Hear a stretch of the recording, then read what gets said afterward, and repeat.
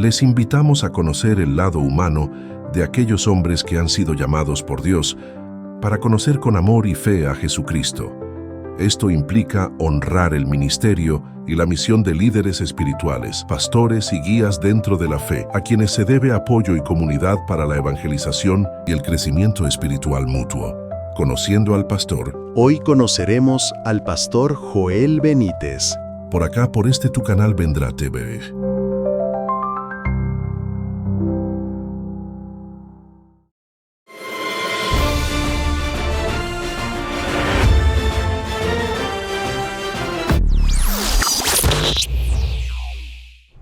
Bienvenidos a un programa más de Conociendo al Pastor. Seguimos conociendo el lado humano de estas personas que un día decidieron entregar sus vidas al ministerio de Cristo Jesús. En esta oportunidad nos acompaña el pastor Joel José Benítez Zapata. El pastor Joel Benítez nació en San Fernando de Apure el 3 de noviembre de 1990. Está casado con Génesis Carolina Carvajal. Actualmente tiene 3 hijos: Joel David, de 13 años, Dariángelis Carolina, de 11, Daniela Esther, de 7.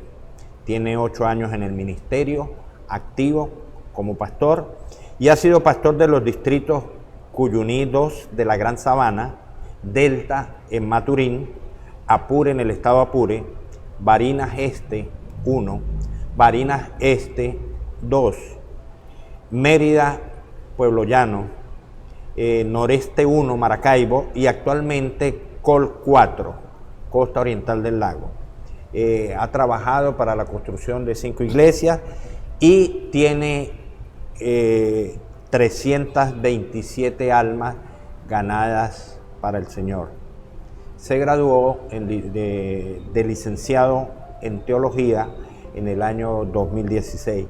Pastor Joel, bienvenido al programa Conociendo el Pastor. El propósito del programa es conocer un poquito más, pastor, la parte humana.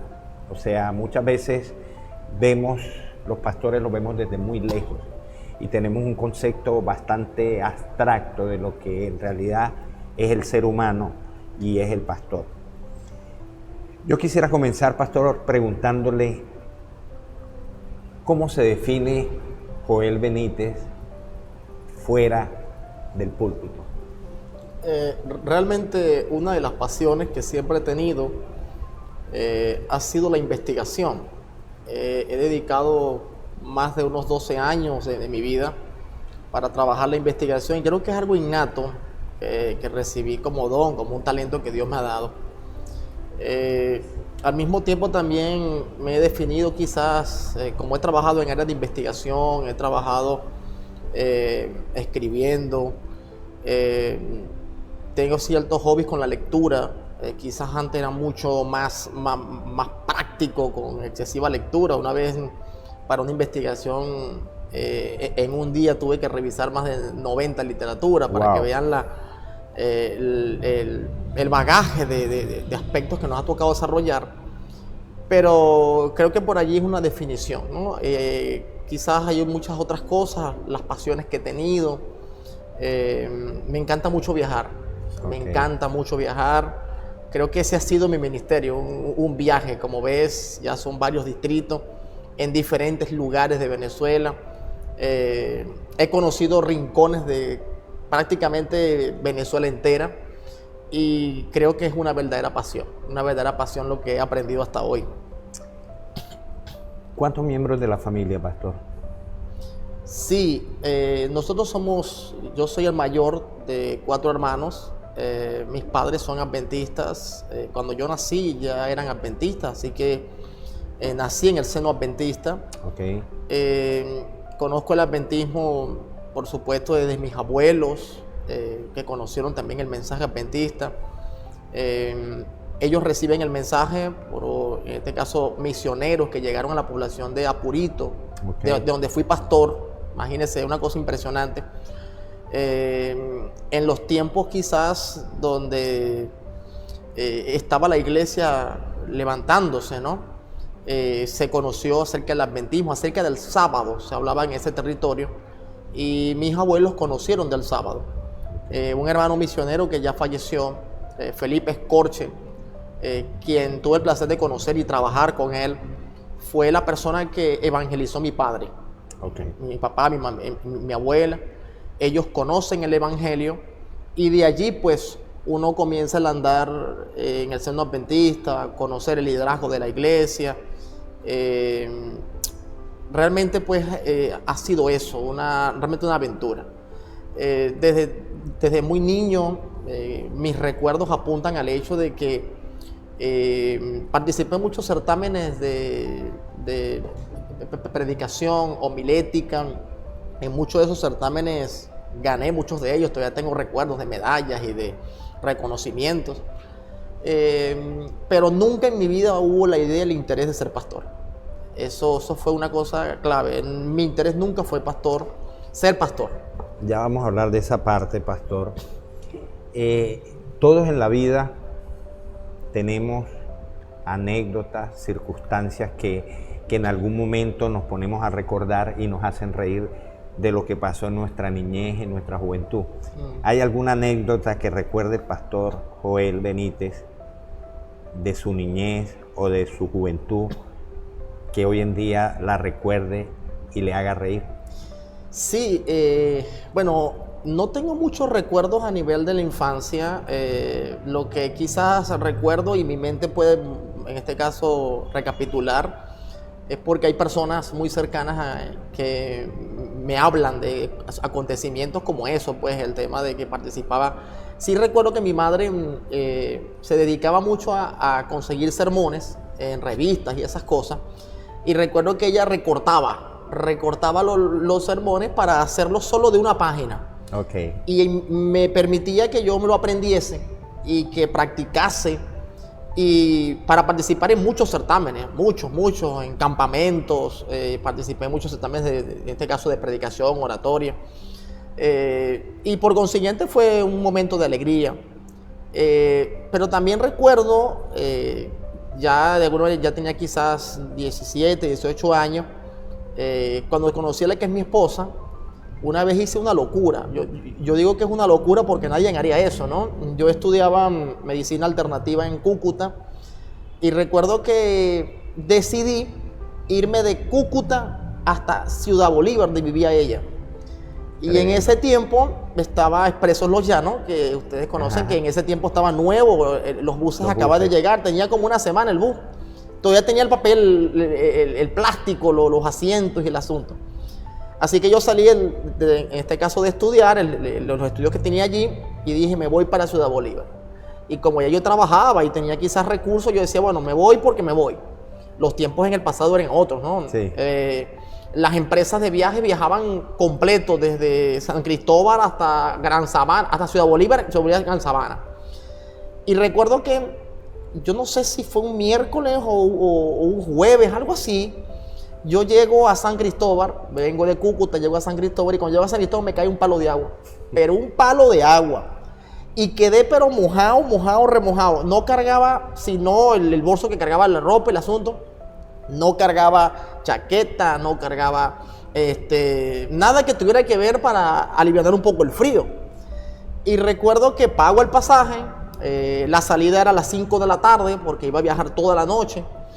Y miren esta locura que hago, me monto en ese bus, a 9 grados centígrados tenía el aire de ese bus. El frío. Y toleré ese frío hasta Valencia. Cuando llegué a Valencia yo digo, yo voy a terminar aquí muerto completamente porque congelado. El frío es demasiado. Alguien se dio cuenta que yo estaba totalmente muy mal y me prestó una cobija. Me coloqué esa cobija y gracias a eso llegué en este caso a Ciudad Bolívar. Pastor, ¿cómo fue Joel Benítez como estudiante? Mira, en mis tiempos de bachillerato, que es lo que quizás más recuerdo, me tocó estudiar en un liceo que no era de muy buena reputación, aunque es un liceo muy importante en el estado, en el sector, en la ciudad.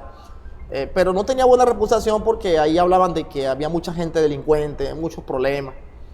Pero yo alabo a Dios porque en ese tiempo y tuve el privilegio pues de compartir con toda esa gente.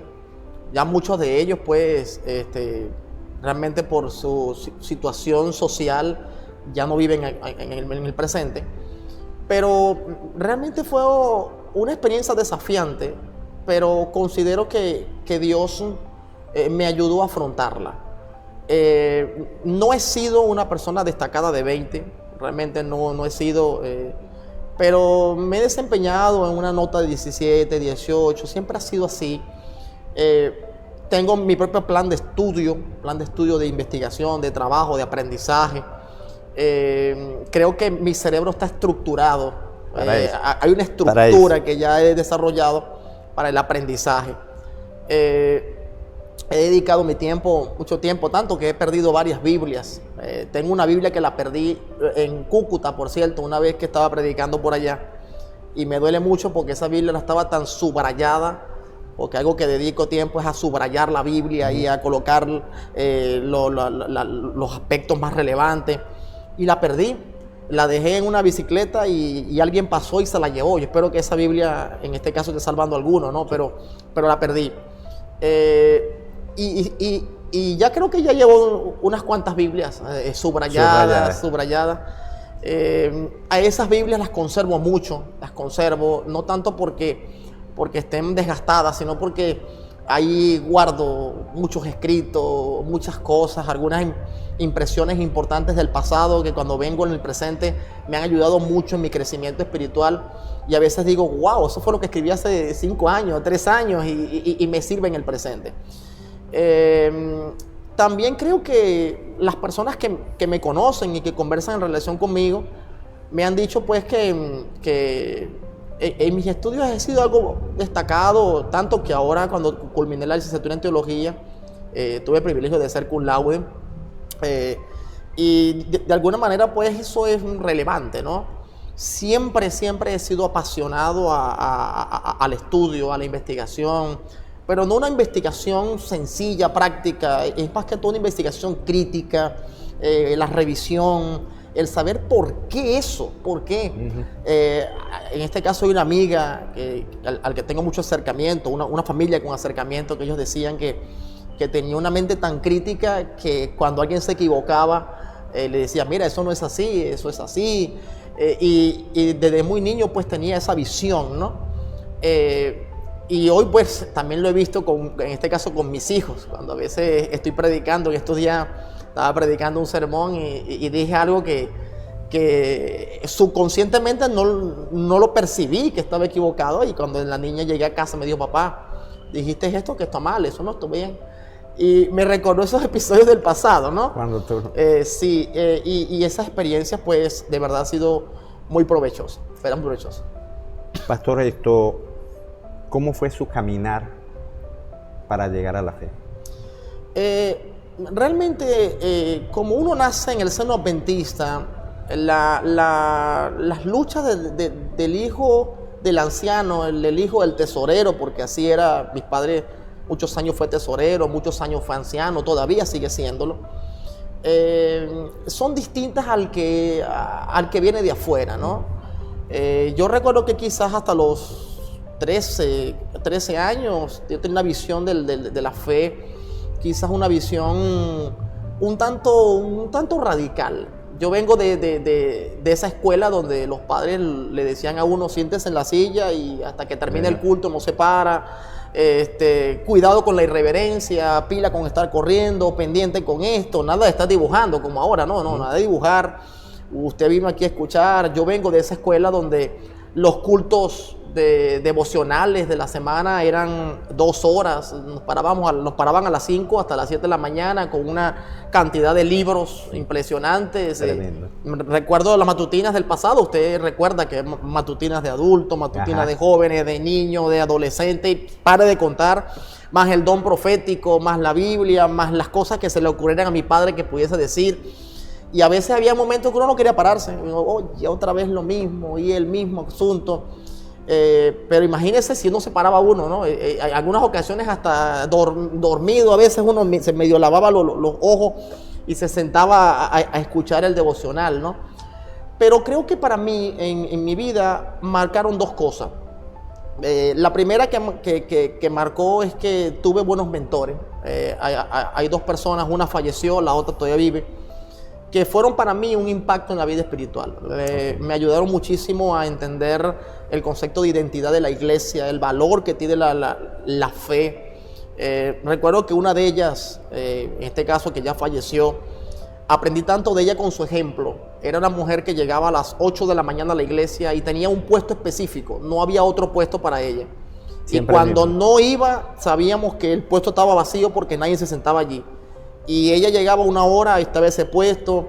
Sus consejos para mí fueron muy importantes a los 13, 14 años, porque esa fue la etapa más dura para mí, una etapa fuerte donde estaba en una decisión si continuar en la iglesia o irme a hacer otra cosa.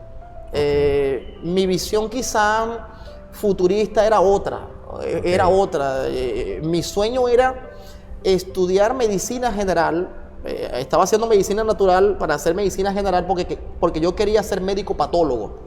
Y quería ser médico patólogo porque quería trabajar en investigación penal. Esa era mi línea y dedicaba años de estudio y de lectura solo para eso.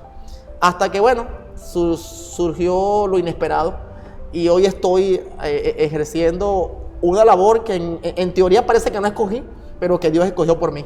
Pastor, esto, por lo que he podido observar, usted es bastante analítico.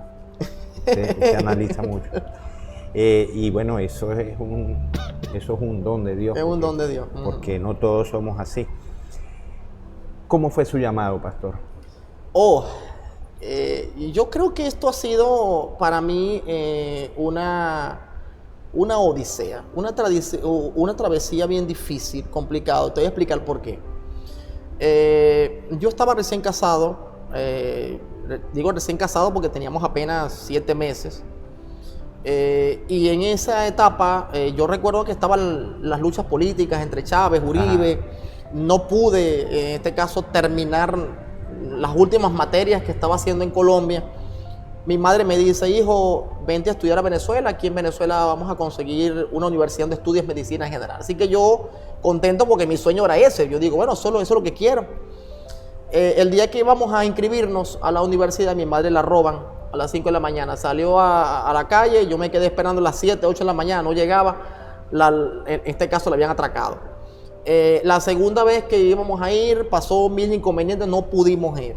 La tercera vez que fuimos, nos montamos en el bus, llegamos a la universidad. Cuando llegamos me dice la secretaria: mira, el rector de la universidad se lanzó como gobernador y ganó. Y como ganó, hay que esperar el nuevo rector, que va a ser quizás en un año. Entonces yo dije, bueno, no, ya desisto de estudiar en esta universidad, voy a ver si me meto con la misión cubana. Recuerda la misión cubana que acababa de llegar a Venezuela. Sí. Antes estudiaban en Cuba, ahora llegó a Venezuela, primera corte que estudió en Venezuela. Así que fui al Centro de Medicina Cubana, llevé mis papeles, yo muy contento. La doctora cubana me recibe, me dice: bienvenido, usted será el nuevo médico de la República, Pero me dijo: tienes que esperar esta semana un mensaje que te va a decir el día de las clases. Y yo muy contento esperando que me dijera: bueno, empieza el lunes, empieza el martes. No tiene nada que ver con el sábado. Resulta que el día jueves recibo un mensaje que me dice: el próximo sábado tenemos clase. Eso para mí fue un bajón durísimo, muy fuerte. Un impacto duro. Eso me generó rabia, indignación, molestia con Dios. Yo decía: Señor, tú sabes lo que yo quiero, tú sabes lo que yo necesito y tú me lanzas este asunto, pero yo no voy a quebrantar mi fe. Así que decidí, fui a buscar mis papeles. Entonces la doctora me dijo: no puede ser que te vayas a dejar de estudiar. Ella buscó una consulta, una entrevista con el máximo jefe de salud del estado y me hizo entrevistar con él para que yo hablara con él, para conversar con él, que él te va a dar algunas soluciones, él te va a ayudar. Cuando llego ante el máximo jefe me dice: bueno, bienvenido al proceso, pero si usted no es fiel a Esculapio y al padre de la medicina moderna, usted no es fiel a Hipócrates de Cos, usted no puede ser médico. Y yo le dije: ni seré fiel a Hipócrates de Cos, ni seré fiel a ninguno, yo soy fiel a Dios. Así que bueno, que tenga fiesta, me voy, no pasa nada. 6 meses después nombraron a una amiga como jefa del esquema de salud a nivel del estado. Pero yo estaba ya como indignado, así como cuando tú te frustras y tú dices: bueno, ya no voy a insistir más porque ya es demasiado. Así que en oración un día le dije a Dios, Señor, yo voy a hacer lo que tú digas. Ya yo tenía una idea de que era lo que más o menos a donde apuntaba y era algo que yo no deseaba. Es tanto, a mí me dieron la oportunidad de estudiar teología cuando tenía, ¿qué te digo? Comienzo en cuando tenía ya 18 años y yo le dije al pastor que me invitó, le dije, pastor, yo no quiero nada con el ministerio. Y resulta que en ese proceso de travesía, yo recuerdo que ya estoy recién casado, estoy en esa lucha, disputa, ¿qué voy a hacer? Y yo le dije a Dios, Señor, yo voy a aceptar el ministerio si tú me pones, te voy a colocar una señal. Si a mí me llaman al ministerio sin haber estudiado teología y puedo trabajar un distrito, yo entenderé que tú quieres que esté en esto. Hermano Hervis, increíble, una cosa que hasta hoy no lo entiendo. 3 semanas después me hicieron una llamada y la llamada decía, te estamos llamando para que vengas a trabajar a Cuyuní 2, un distrito con 8 iglesias que está en Gran Sabana. Yo esperaba que mi esposa dijera que no. Mi esposa es de Ciudad Bolívar. Yo dije, no, mi esposa va a decir que no, nos vamos a quedar aquí, no va a pasar nada. Cuando le dije a mi esposa que íbamos para la Gran Sabana, dijo, alista la meta que nos perdemos de aquí. Y eso fue para nosotros una travesía, ¿no? Estábamos recién casados, nos fuimos a la Gran Sabana, por allá nació, en este caso, nuestro primer hijo. Fue una experiencia muy, muy linda. Todavía recuerdo esa experiencia de la Gran Sabana con las 8 iglesias, las muchas ocasiones donde nos quedamos accidentados, donde los carros nos dejaban, una vez nos dejaron en plena sabana, en plena selva. Nos tocó venirnos a pie a las 8 o 9 de la noche, llegar a las 11 de la noche, esperar un carro. El carro pasó a las 12 de la noche, llegamos a la casa a las 2 de la mañana, no nos cobró ni medio. Fue una cosa increíble. La Gran Sabana para mí fue una escuela impresionante. Pero yo le dije a mi esposa, en este ministerio uno puede ser muy bueno, pero si uno no estudia, prácticamente uno no avanza, ¿no? No avanza. Y yo recuerdo que hubo un pastor que en ese tiempo era secretario ejecutivo del campo, y él me dijo, ¿por qué no te vas a estudiar teología? Le dije, pastor, no tengo plata. Y me dijo, tranquilo, yo te voy a meter, te vamos a una ayuda única del campo. Y recuerdo, todavía conservo, no sé si la tengo todavía en correo, pero creo que la conservo, la carta que él me mandó, con 1,000 bolívares. Y 1,000 bolívares eran el costo del año completo de estudio. Pero no tenía ni comida, no tenía hospedaje, no tenía más nada, puro estudio. Y yo le dije a mi esposa, mami, yo decido irnos a estudiar, vamos a ver cómo nos va. En el primer semestre nos tocó solo en el colegio. Pasamos dificultades muy fuertes. Ella estaba en San Fernando con el niño mayor. Yo estoy en el colegio, muchas dificultades en lo financiero, dificultades en la alimentación. Ahí conocí mucho, en este caso, la granja, en este caso, la finca. Hicimos mucha amistad. Conocí de manera providencial al que era en ese tiempo el que trabajaba en el comedor. Él me echó la mano muchísimo, del que siempre he estado agradecido por todo lo que he hecho, en este caso, por todo lo que yo he hecho, en este caso, a través de él en ese tiempo. Y logré terminar el primer semestre. Recuerdo que el pastor Álvaro, que era el capellán del lugar de varones, me dijo, si terminas el primer semestre, te aseguro que te vas a graduar. Vas a continuar. Y luego el siguiente semestre, recuerdo que traje a mi esposa, alquilamos una habitación, pero en ese semestre el niño se nos enfermó, casi de muerte, y literalmente gastamos toda la plata. Quedamos sin nada. Recuerdo que una vez estábamos en la habitación, no teníamos que comer, y alguien tocó a la puerta de la residencia, porque no era una sola, eran varias residencias en la casa. Y tocó la puerta, yo no lo conocía, no sabía quién era, no sé nada de quién era en ese tiempo. Y él preguntó por mí. Y cuando pregunta por mí, recuerdo que me entregó una canasta de frutas. Una canasta de frutas. Desde ese día tuvimos una gran amistad, y gracias a su amistad logramos muchísimo avanzar. Nos tocó muchas experiencias. Luego me tocó irme a la finca, viví en la finca 3 años. Nos tocaba irnos de noche, de 8, 9, 10 de la noche caminando por esa travesía para llegar allá. Un año estuve prácticamente solo, yendo y viniendo. Nos robaron. Recuerdo que ya terminando el último semestre, el antepenúltimo semestre, nos robaron y nos llevaron todos secuestrados casi por por 3 horas con mi familia parental, mi familia. Y fue una experiencia bien difícil, fue una marca terrible, porque luego sentía que los ladrones entraban. Le dije a mi esposa, mami, vámonos para otro lugar, conseguí otro espacio. Y mi esposa le dijo, mami, mejor ve a San Fernando, yo me quedo aquí. Por allí conseguí que los amigos nos alojaran en su casa. Eso fue una bendición, porque el trauma era terrible, terrible. Sentíamos que las personas llegaban, que nos llevaban todas las cosas. Recuerdo que salimos solo con una bolsa negra y unas cuantas mudas de ropa. Todo lo que teníamos se lo llevaron. Sí. Y así fue como nos tocó comenzar el ministerio. Literalmente con nada, pero Dios nos ha bendecido inmensamente. Amén. Pastor, ¿qué significa hoy para usted el ministerio pastoral? Mira, yo creo que mi ministerio ha pasado por una transición bastante difícil, dura, sobre todo con los 4 campos que ya he trabajado. Nos ha tocado pasar momentos bien difíciles. Quizás al principio de mi ministerio, del que en el primer año fui despedido, por cierto, despedido del ministerio. Recuerdo las palabras de quien para ese entonces pues era el presidente, y recuerdo que me dijo: usted no sirve para el ministerio, usted no tiene cualidades ministeriales, me dijo. Y yo me levanté de esa silla. Me invitaron a comer unas cachapas, por cierto, lo recuerdo tanto porque fue de un impacto. Fui, comí las cachapas junto conmigo. También salió despedido otro compañero, del que hoy no está en la obra, y en ocasiones pues está allí con sus frustraciones.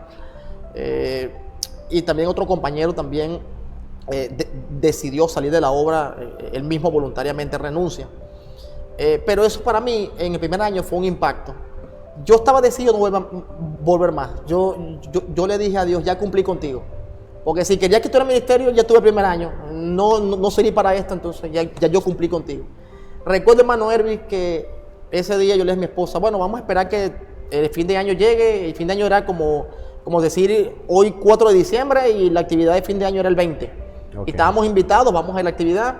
Mi esposa: vamos a ir, yo no tengo problema con eso. Fuimos a la actividad de agasajo, de fiesta de fin de año. Y le dije a mi esposa: vámonos para la casa de tu familia. La casa de su familia está en Soledad Anzoátegui, pero que conecta con Ciudad Bolívar. Pero allá no llega cobertura, no llega nada de cobertura. Así que yo dije: me voy, no hay cobertura, para que nadie sepa que yo existo, y no quiero más nada con el ministerio. Resulta que el día miércoles, yo me fui el domingo, el día miércoles se me ocurre ir a la casa de su tía. Y fuimos a la casa de su tía. Cuando voy llegando a la casa de su tía, recibo una llamada. Una cosa increíble. Y la llamada que recibo era para decirme que ya tenía contrato, imagínate, no había solicitado trabajo, ya tenía contrato, ya listo, votado por junta, para que fuera a trabajar a Mantecal, Estado Apure. Y yo le digo a la persona que me llama, le digo: ¿y quién te dijo a ti que yo estaba buscando trabajo? Si yo no estoy pidiendo trabajo, yo no quiero volver al ministerio. Y la palabra que me dijo: bueno, tú verás qué vas a hacer, si te quedas allá o te vienes, no sé. Recuerdo que salí de allí y me fui al distrito. Y llegando al distrito duré 40 días más allí. Yo no entendía por qué. ¿Por qué, Señor, me tienes aquí? No consigo camión para hacer la mudanza, no consigo plata para el viaje, no sé qué hacer. Y resulta que un día me llama una hermana y me dice: pastor, hay una persona que tiene 40 años conociendo la fe. Está padriapléjico, no se puede levantar por sí solo, hay que levantarlo, pero decidió bautizarse. Y él dice que no se va a bautizar si usted no lo bautiza. Así que me tocó hacer los preparativos, el proceso.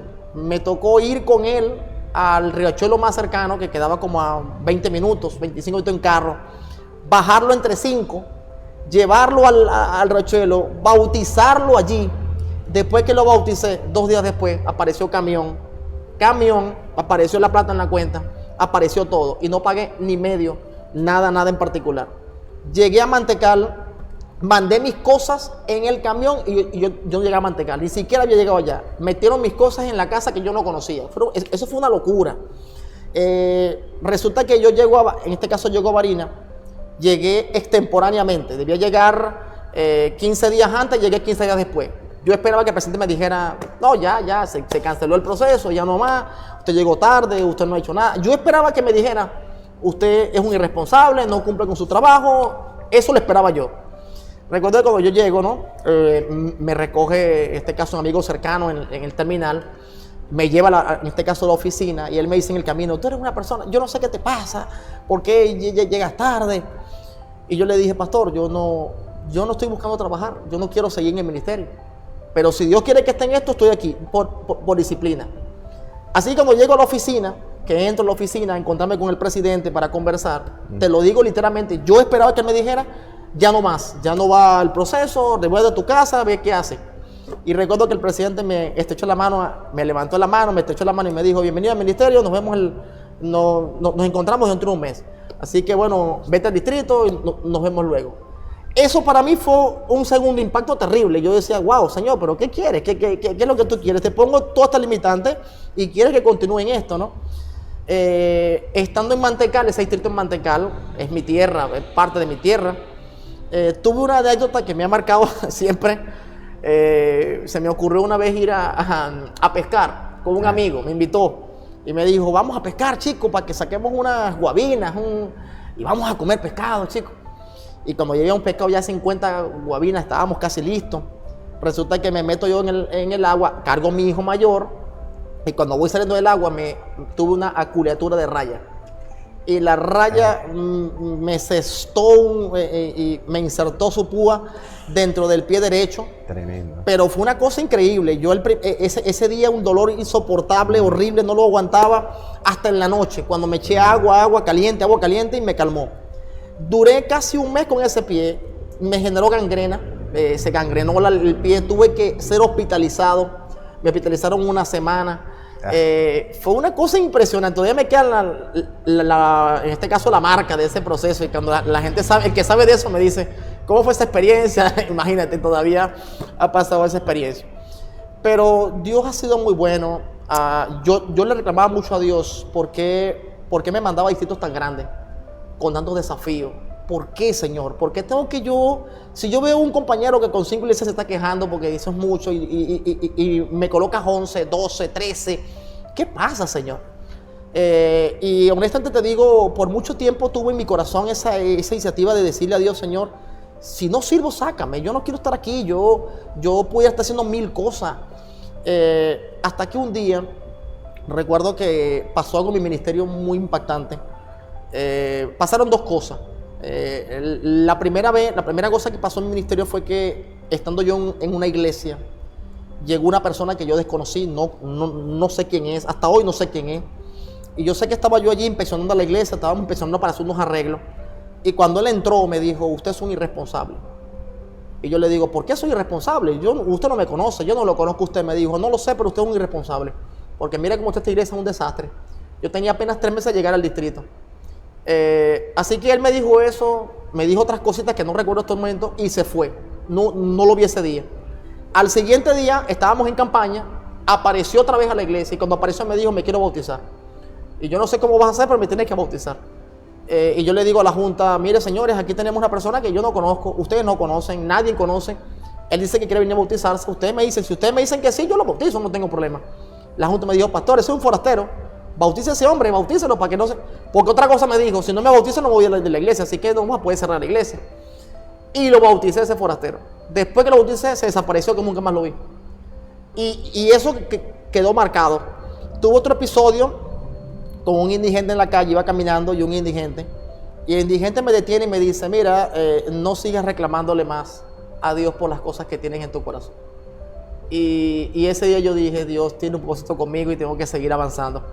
Puedo decir que en mis últimos 4 años de ministerio he sentido una paz profunda, primero porque he considerado hoy el ministerio como un viaje. Realmente para mí el ministerio es un viaje.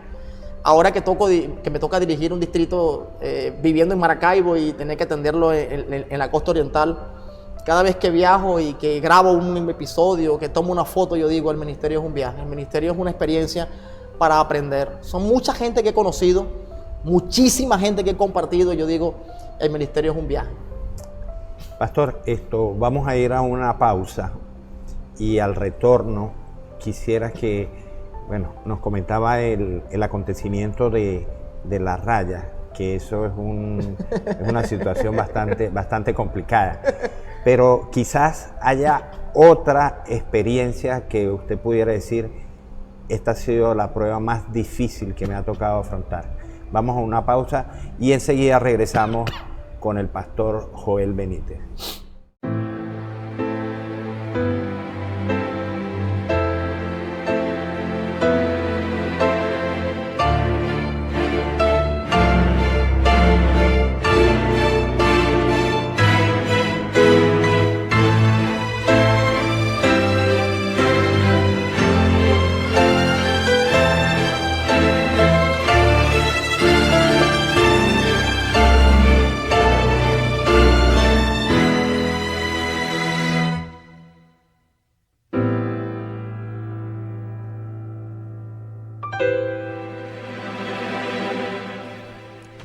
Cada vez más lento son los pies de mi Jesús en esa larga entrada de Jerusalén. Cansado, herido, humillado, maltratado, no hay palabras que describan el horror que allí pasó. Calles polvorientas con las marcas de la cruz, todo escribía el amor de Dios. Nadie lo ayudaba, muchos huyen, otros lloran, su mirada se apaga, pero él sigue, no descansa. Las manos, los pies, los clavos que lo hirieron, en la cruz el dolor, la corona que él usó. Jesús pagó, fue todo por amor, su perfecto sacrificio trajo gracia y perdón para mí. Yo jamás podré comprender su angustia y su sufrir. Fue por mí que él se entregó.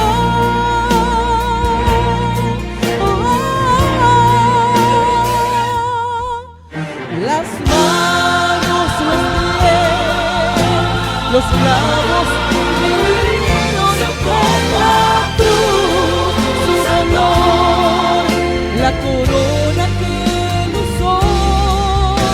Jesús pagó, fue todo por amor, su perfecto sacrificio trajo gracia y perdón para mí.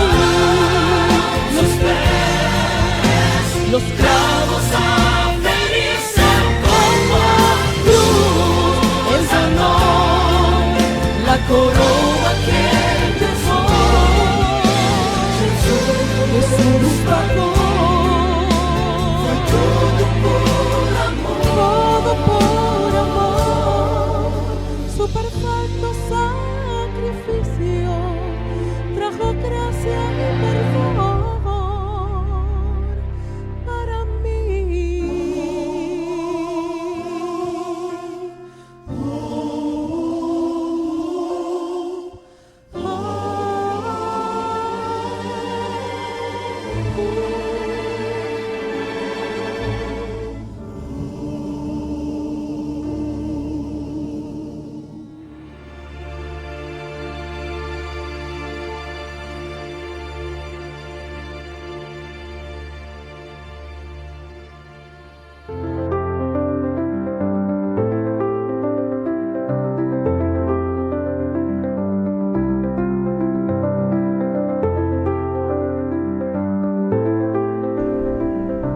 Bien, continuamos conociendo a nuestro pastor Joel Benítez.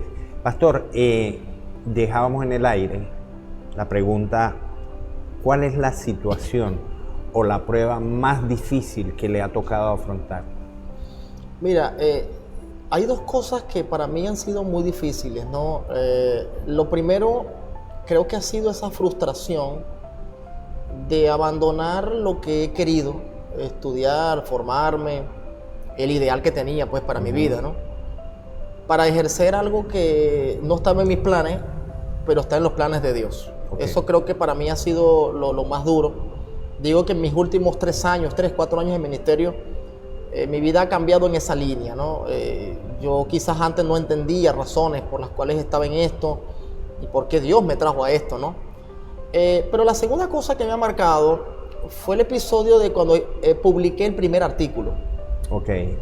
Yo recuerdo que estaba en el seminario y escribí un artículo que se llama Estrategia para movilizar a la iglesia al trabajo de evangelismo. Y decidí enviarlo a una editorial. Pero por alguna razón, la editorial nunca me comentó que ese artículo estaba publicado. Nunca.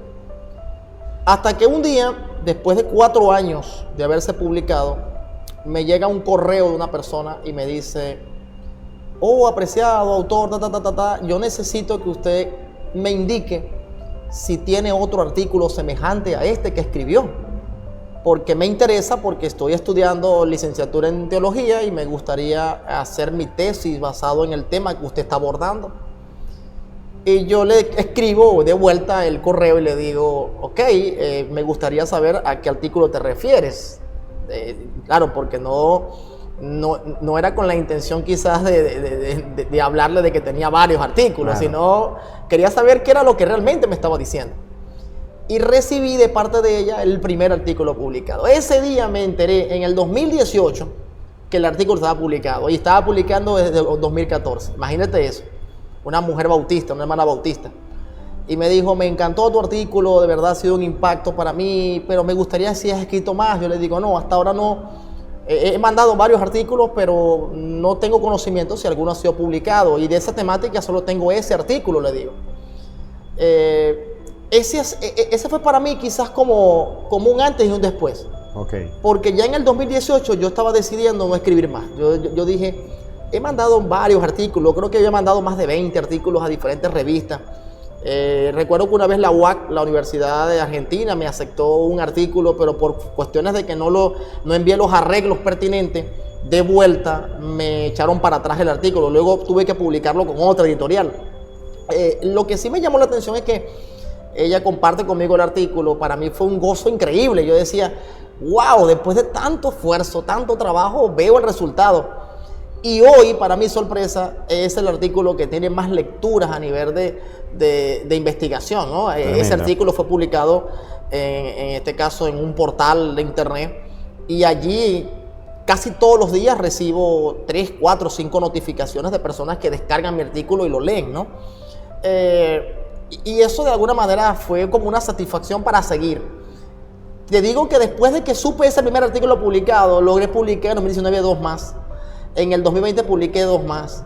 2022 2 más. Hasta hoy hemos publicado 11 artículos a nivel de divulgación, a nivel de científico. Es una experiencia hermosa eso que hemos tenido. Hasta que en el año pasado, recuerdo que un amigo muy cercano, al quien tengo mucho aprecio, me dijo, mira, yo veo que tú escribes mucho para el mundo científico, pero no escribes tanto para nosotros, escribe para nosotros, dinos todo lo que tienes en tu cabeza, escríbenos a nosotros, las personas que no tenemos tanta tecnificación. Y en mi cabeza nunca estuvo la idea de escribir libros, nunca. Quizás por el hecho de que siempre estuve la idea de, bueno, publicar en un artículo más difícil, más complicado, tiene más rigor, pero hacerlo ya eso como que era algo cotidiano para mí, ¿no? Pero nunca estuvo la idea de publicar un libro ni nada por el estilo, hasta que él me dijo, escribe un libro. Y de ahí surgió ese libro acerca del miedo. Es tanto, ese libro del miedo surgió como parte de un programa de evangelismo que habíamos lanzado en un distrito para hablar del miedo, ¿no? Esperanza frente al miedo, cómo el miedo lo abordamos dentro del libro de Génesis. Y yo tengo en la cabeza siempre la idea, hay que escribir corto, no escribe largo, porque mientras más corto la gente más te lee. Quizás por el mismo tenor de que escribí antes para artículos, los artículos son cortos, no pueden ser largos, ¿no? Y eso fue la motivación para luego escribir el segundo, luego el tercero. Ahora este año hemos publicado 2 más, así que llevamos 5. Y los que faltan. Y ha sido de experiencia. Y los que están en proceso, estamos en proceso trabajando.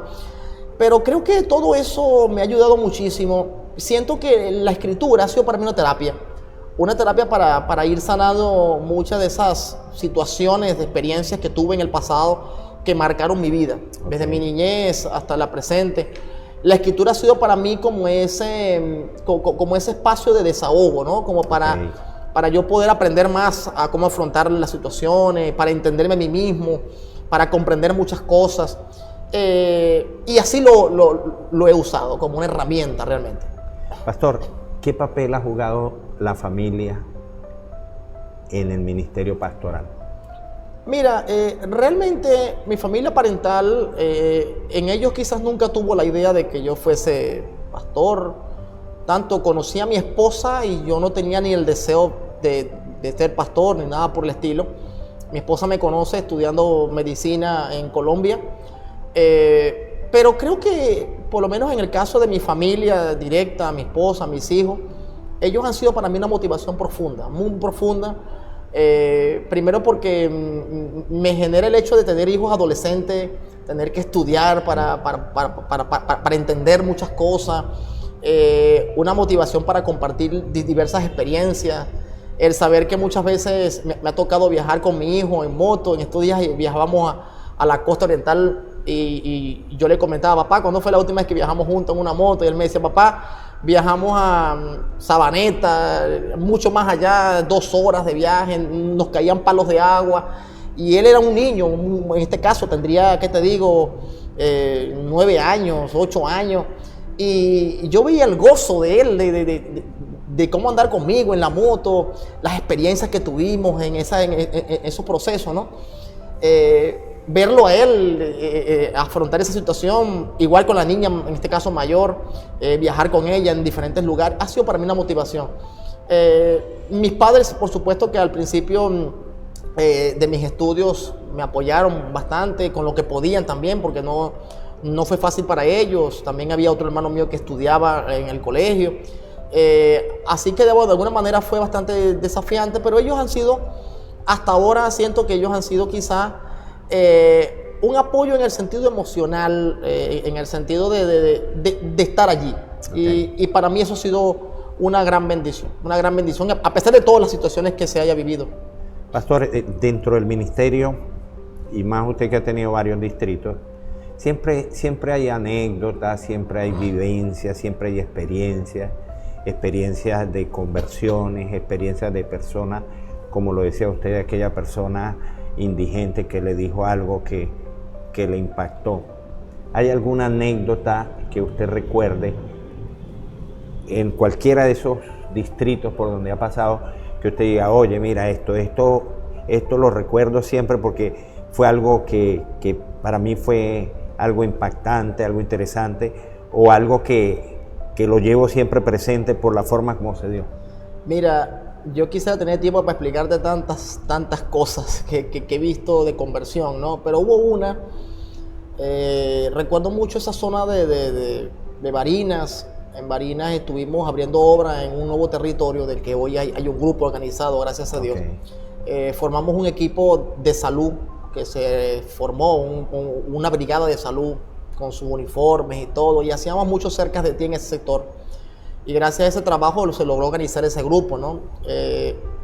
Pero un día, yo recuerdo que fui a visitar, estábamos como que era en campaña, y llegué a la casa de una persona, una señora como ya de 55, 60 años de edad más o menos. Y cuando comenzó la entrevista con esa persona, que yo le pregunto acerca de su fe, me dijo, mira, yo guardo el sábado de hace más de 10 años. Cuando yo le hablaba de la alimentación, me dijo, mira, yo no como cerdo, yo no tengo esto. Y cuando le hice una evaluación discipular, por así decirlo, me di cuenta que esa mujer era bendita sin haberse bautizado. Le faltaba el bautismo. Sí, pero lo más impresionante no fue eso. Yo nunca le dije a ella que si quería bautizar. Ella me dijo, pastor, ¿y cuándo me va a bautizar?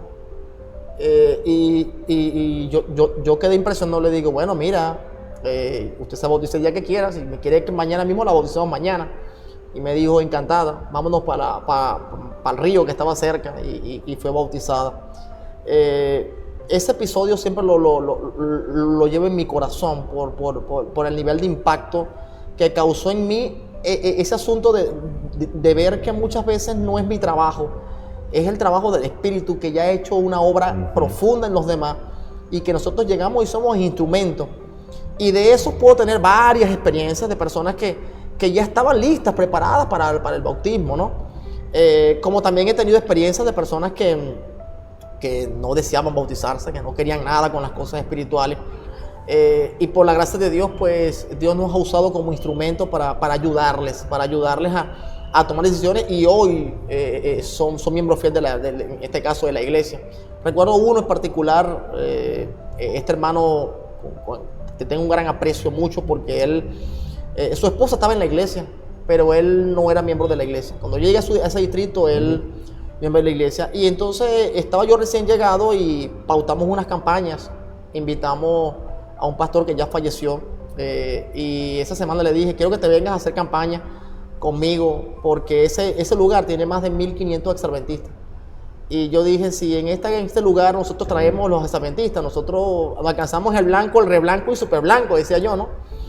Y comenzamos a hacer un trabajo de invitar a todos los exadventistas, hicimos un trabajo y nos fueron a la campaña 150. Se ponía full, eso lo hicimos al aire libre y el pastor predicando. Visitábamos de las 7 de la mañana hasta las 11 de la noche. Solo nos parábamos a comer, nada más, pero era visitando. Y recuerdo que el sábado bautizamos solamente 4. Y yo decía, Señor, ¿pero por qué? Si nos vieron tanta gente, visitamos a tanta gente, pero al final bautizamos 4, pero de los 4 hubo uno. Y ese uno fue el esposo de esa hermana de la iglesia. Okay. Después que ese señor se bautiza, hubo una cosa impresionante en la vida de ese hombre, que luego se convirtió en el anciano de la iglesia. Tremendo. Y hoy ese evangelista lo llevan a todos los lugares. En estos días me sorprendió mucho que lo vi en un flyer predicando en una iglesia por allá en Barinitas y predicando.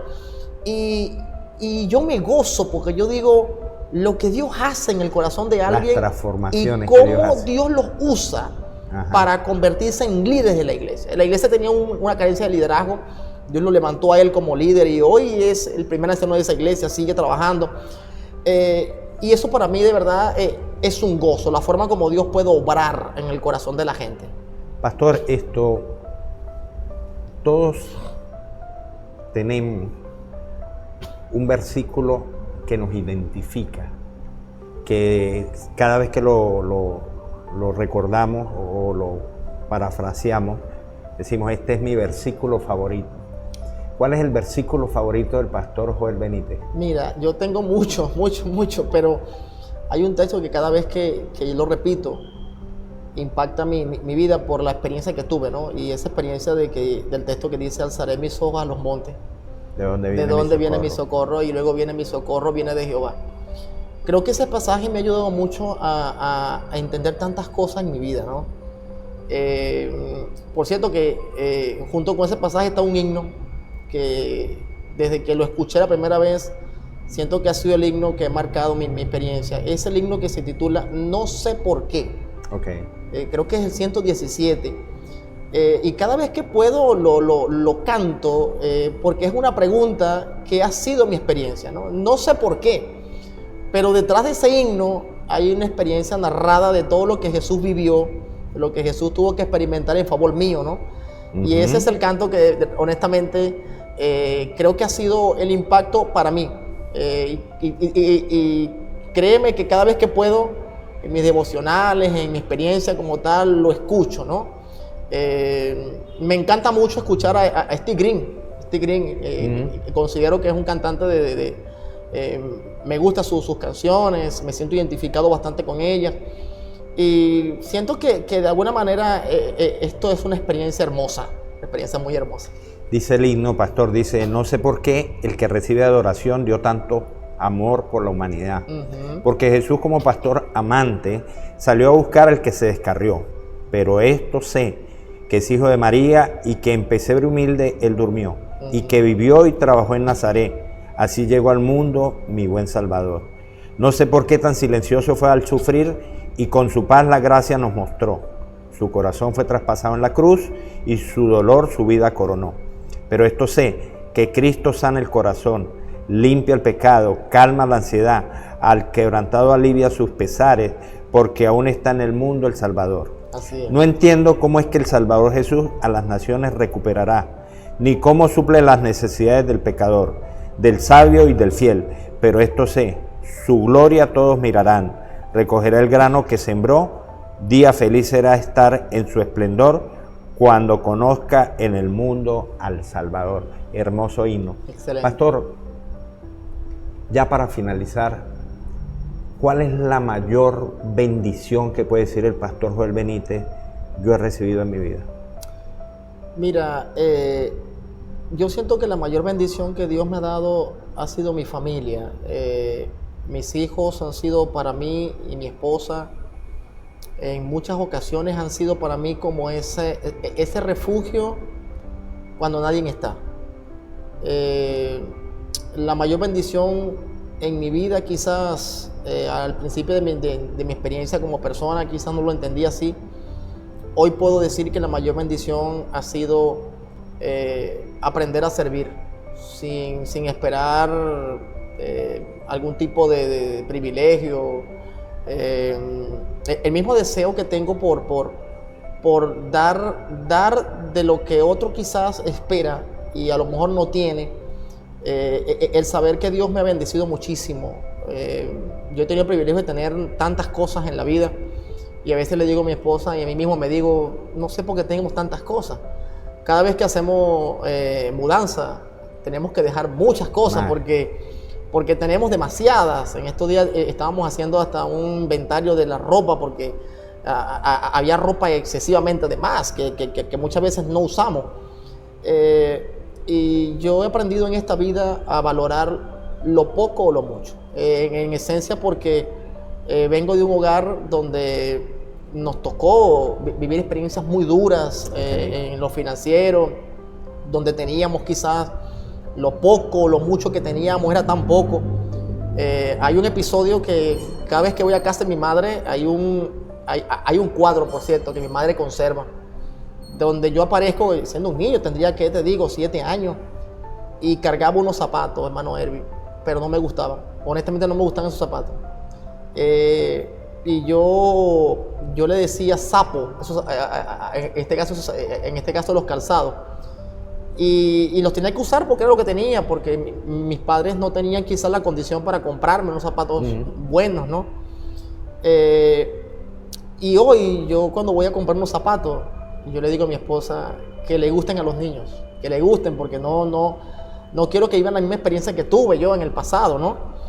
Y el saber que Dios me ha dado tanto para satisfacer las necesidades de ellos, como también para satisfacer las necesidades de otros y tener la disposición todos los días para dar de todo lo que tengo, y de todo lo que Dios me ha enseñado, de todo lo que de todo eso que Dios se ha vaciado para darme a mí. Yo digo, Dios ha sido bueno en gran manera. Quizás en el pasado, por las muchas luchas y las muchas dificultades, quizás los mismos momentos duros que uno pasa como ser humano, porque todos tenemos en esta vida heridas y marcas que lo impactan. Pero yo siento que el Señor, después de estos 8 años de ministerio, con tantos distritos que has leído por allí y con tantas experiencias que he vivido en 4 campos, experiencias positivas y negativas, donde pudiésemos escribir una biblioteca entera para hablar de todo lo que he vivido, yo hoy puedo decir que hoy Dios me ha hecho un siervo de Dios con un propósito. Amén. Con una visión, con un plan, con una pasión de ver la iglesia diferente, una iglesia que tenga el compromiso real para la misión.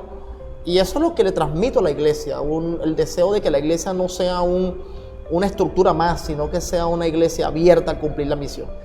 Porque si algo todos los días espero es que Jesús venga. Que Jesús Amén. venga y tengo muchas preguntas que hacerle a Jesús. Muchas. Esas se las haremos allá. A nivel intelectual tengo muchísimas. Algunas de ellas las tengo anotadas para que no se me olvide, ¿no? Otras, cada día que estudio más la Biblia, yo digo, cuántas cosas hay que preguntarle a Dios, ¿verdad? Sí. Pero me gozo. Hoy siento que es un gozo. No puedo decir que todavía quizás hay cosas que pudiesen estar afectándole a uno personalmente, pero puedo decir que hoy me gozo de ver la gloria del Señor en todas las cosas. Amén, amén. Agradecemos al pastor Joel Benítez por habernos dado la oportunidad de conocer un poquito más de ese ser humano, de esa persona que está fuera del púlpito y que cuando está fuera del púlpito es un ser como cualquiera de nosotros. Gracias, pastor Joel, por haber aceptado la invitación, y a ustedes les invitamos para que sigamos conociendo de nuestros pastores. Hay invitaciones para un próximo programa donde seguiremos conociendo de nuestro pastor.